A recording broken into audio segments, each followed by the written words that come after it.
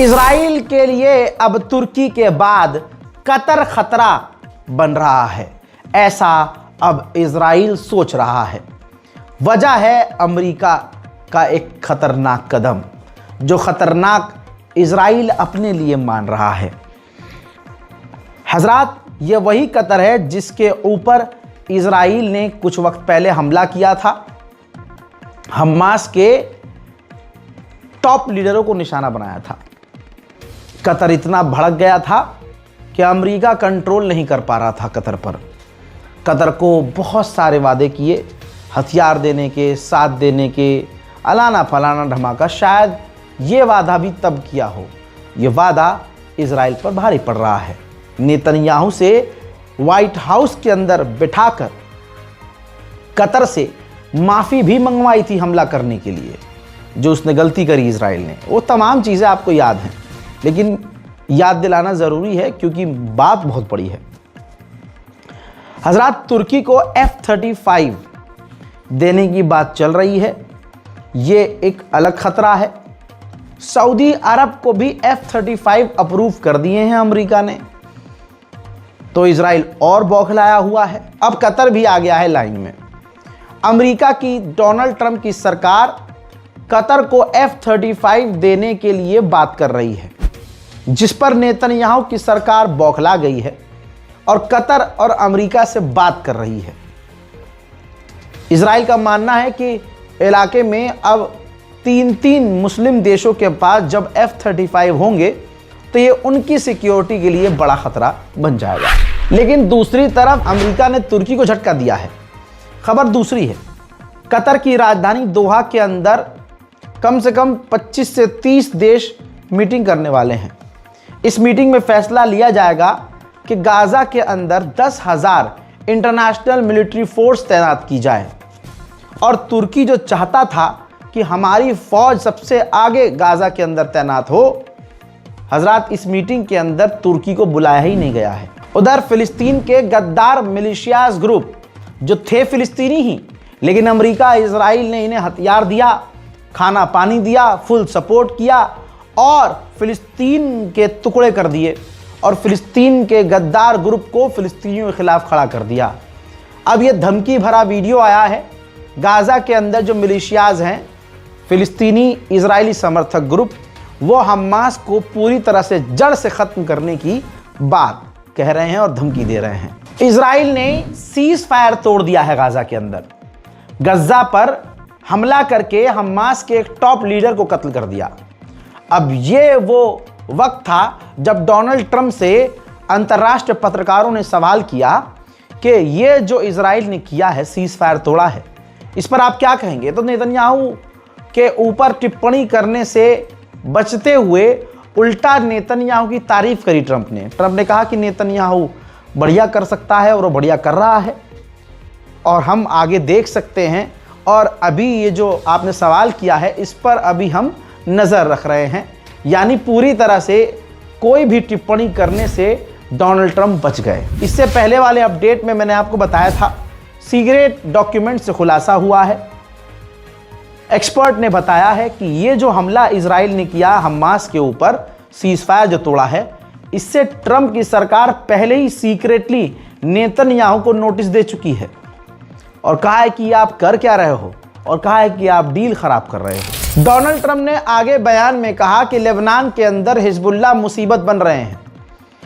हम आगे देखेंगे कि अब होना क्या है और कई देश गाज़ा के अंदर साथ मिलकर काम करने को तैयार हैं और हमास कह रहा है कि वो हथियार डालने को तैयार है। लेकिन ये वक्त के साथ साथ पता चलेगा आने वाले वक्त में कि क्या वो सच कह रहे हैं। But regardless, I mean, we have countries that want to go in and clean that out if we want them to do it. But they said, in the case of Hamas, they said that they're going to disarm and we're going to find out whether or not that's true. वहीं तुर्की के विदेश मंत्री ने America Israel को मिर्ची लगाने वाली बात बोल दी है। तुर्की के विदेश मंत्री ने कहा कि इजराइल का मकसद सिर्फ यह है कि गाज़ा को खाली कराया जाए। इटली के अंदर पिकनिक पर गया एक इजरायली सैनिक जो मौज कर रहा था, हिंद रजब फाउंडेशन ने उसको ढूंढा, पता लगाया और इटली के अंदर ही उसके खिलाफ केस दर्ज कर दिया। ऐसा नहीं है कि सब के सब अमेरिकी ऑफिशियल्स नेतन्याहू को सपोर्ट करते हैं। हजरात, दो टुकड़े हैं, एक भाग सपोर्ट करता है और एक ग्रुप नहीं। अब अमेरिकी ऑफिशियल ने कहा है कि पिछले 2 सालों में नेतन्याहू ने कुछ अच्छा नहीं किया है। नेतन्याहू को खुद सोचना चाहिए कि उसने कितने गलत काम किए हैं। 5 साल अब्राहम अकॉर्ड को हो चुके हैं, लेकिन आज तक नेतन्याहू को यूएई ने इनवाइट नहीं किया है। तो नेतन्याहू को अपने गुनाह सोचने चाहिए, पाप और गलतियां सोचनी चाहिए। अमेरिकी ऑफिशियल ने यह भी कहा कि इजिप्ट के साथ भी एक लंबा एग्रीमेंट हो चुका है। इजिप्ट सहयोगी है, अब्राहम अकॉर्ड का मेंबर है, लेकिन 2 साल से इजिप्ट के राष्ट्रपति ने नेतन्याहू से बात नहीं की है। तो नेतन्याहू ने रिश्ते खराब किए हैं। उधर दोस्तों, लेबनान के फौज ने, कमांडरों ने, ये तस्वीर देखिए, बहुत सारे देशों के नेताओं से और कमांडरों से, ऑफिशियल से मुलाकात की है, जिसमें ईरानियन ऑफिशियल भी थे। और इस मीटिंग के अंदर उनको ब्रीफ किया है, उनको बताया है, एक्सप्लेन किया है कि हम हिजबुल्लाह से कैसे कैसे हथियार डलवाएंगे। सीरिया में जो हमला हुआ, जिसमें अमेरिका के 3 लोग मारे गए, 2 फौजी और 1 ट्रांसलेटर, और सीरिया के कम से कम 15 से 20 फौजी, जो हमला हुआ था अभी 3 दिन पहले। ये देखिए, इस सीन के अंदर पत्रकार ने पूछा ट्रंप से कि क्या आपको जोलानी पर भरोसा है? तो ट्रंप ने कहा कि हाँ, वो बहुत स्ट्रांग पर्सनालिटी है और मुझे उन पर पूरा भरोसा है। और इस हमले में सीरिया का कोई हाथ नहीं था, यह आईएसआईएस का काम था, दाइश का काम था। और अब हम देखेंगे कि आगे क्या करना है। हालांकि एक जो रिपोर्ट आई है उस हमले के ऊपर, उसने दिमाग घुमा दिया है।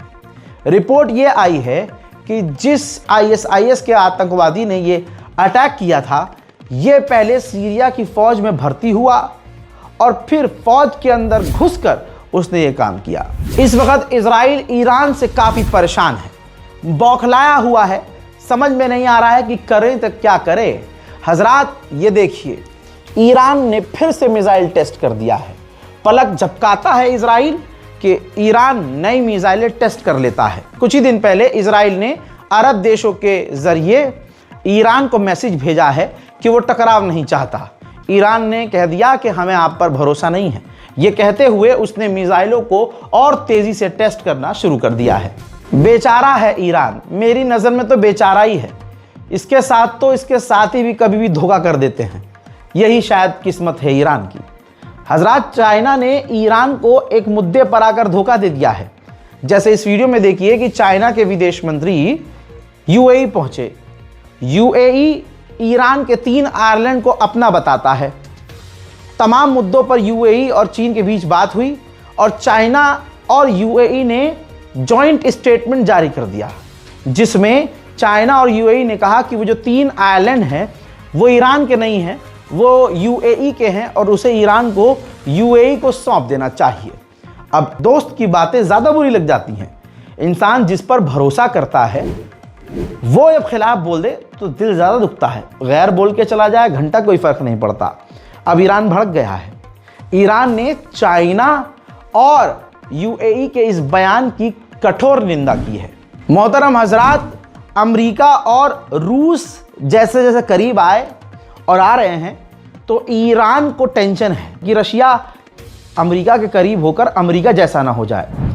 तो देखिए, रशिया के विदेश मंत्री का एक खास इंटरव्यू है, उसमें इन्होंने ईरानियन चैनल से बात करते हुए कहा कि जब से सोवियत संघ टूटा है ना, रशिया ने कभी किसी देश को, दोस्त को धोखा नहीं दिया है।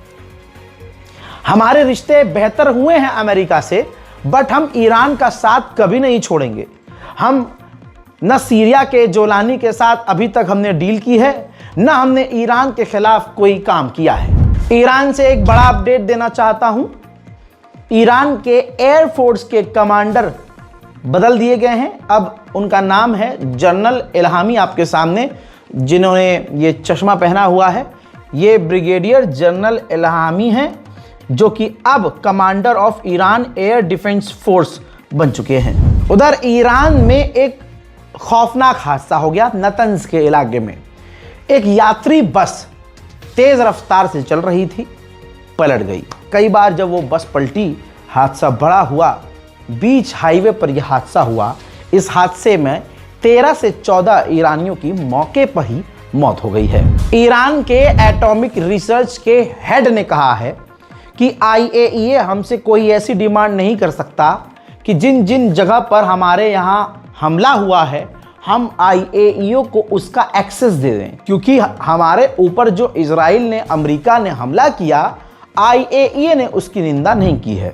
वहीं ईरान के विदेश मंत्री अचानक से बेलारूस पहुंच गए। बेलारूस के राष्ट्रपति लुकाशेंको से मुलाकात की है। ब्रिटेन और नीदरलैंड के बीच एक एयरलाइंस चलती है, जेट ब्लू एयरलाइंस। उन्होंने बताया है कि हमारा एक कमर्शियल जहाज, पैसेंजर विमान वेनेजुएला के करीब अमेरिका के एक मिलिट्री जहाज से टकराने वाला था, जो बाल बाल बच गया। UAE और सऊदी अरब के दौरे के बाद अचानक से चीन के विदेश मंत्री जॉर्डन पहुंच गए। जॉर्डन के किंग से मुलाकात की है। कहा जा रहा है कि हमारे पसंदीदा प्रधानमंत्री मोदी जी वहीं हैं, और कहा जा रहा है कि वहाँ ऑब्वियसली जब वहाँ मोदी जी हैं तो चाइना के विदेश मंत्री की मुलाकात भारत के प्रधानमंत्री से भी हो सकती है। वहीं सूडान के अंदर जो गंद मचाया है UAE ने, उसके बाद सूडान के आर्मी चीफ को मोहम्मद बिन सलमान ने सऊदी अरब बुलाया है और उनसे मुलाकात की है, हालात को समझा है, और कहा जा रहा है कि सऊदी अरब सूडान के ऑफिशियल फौज को सपोर्ट कर रहा है। ईरान की तरह 2025 में सऊदी अरब ने भी एक साल के अंदर 340 लोगों को फांसी की सजा सुनाई है और कत्ल कर दिया है। हजरात, कहा जा रहा है कि सऊदी अरब के इतिहास में यह एक बड़ा नंबर है ईरान की तरह, जिसके अंदर एक साल में उसने 340 लोगों को लटका दिया है। एक चाइना के ही व्यक्ति ने, जो वीगर मुसलमान हैं चाइना के अंदर, उनके कैंप के अंदर जाकर वीडियो बनाया था, और जो चाइनीज जो वीगर मुसलमान हैं उनके हालात को कैमरे में रिकॉर्ड किया था, और अमेरिका जाकर उसने पत्रकारों को, न्यूज़ एजेंसीज को वीगर मुसलमानों की उन हालात की वीडियोस को शेयर कर दिया था, जिससे चाइना को पूरी दुनिया से गालियां पड़ी थी। अब सुनिए, अमेरिका उसी चाइनीज नागरिक को अमेरिका से ही निकाल कर चाइना फेंकने वाला है। अब आप जानते हैं चाइना उस आदमी का फिर क्या ही करेगा। हजरात, मिडिल ईस्ट स्पेशल रिपोर्ट में फिलहाल के लिए इतना ही। चैनल को सब्सक्राइब जरूर कीजिएगा। गाजा फिलिस्तीन की मदद के लिए जरूर आगे आइए। इस बार कोड का इस्तेमाल कीजिए ताकि गाजा और फिलिस्तीन में थोड़ा थोड़ा हम जो सोच रहे हैं करने के लिए वो करते रहें। कुछ नहीं कर सकते तो कम से कम दुआ कीजिए पूरी दुनिया के मुसलमानों के लिए, उम्मत के लिए, अपने मुल्क में शांति और अमन के लिए। मैं हूं रजा और आप देख रहे थे रजाग्राफी अनस्क्रिप्टेड। जय हिंद।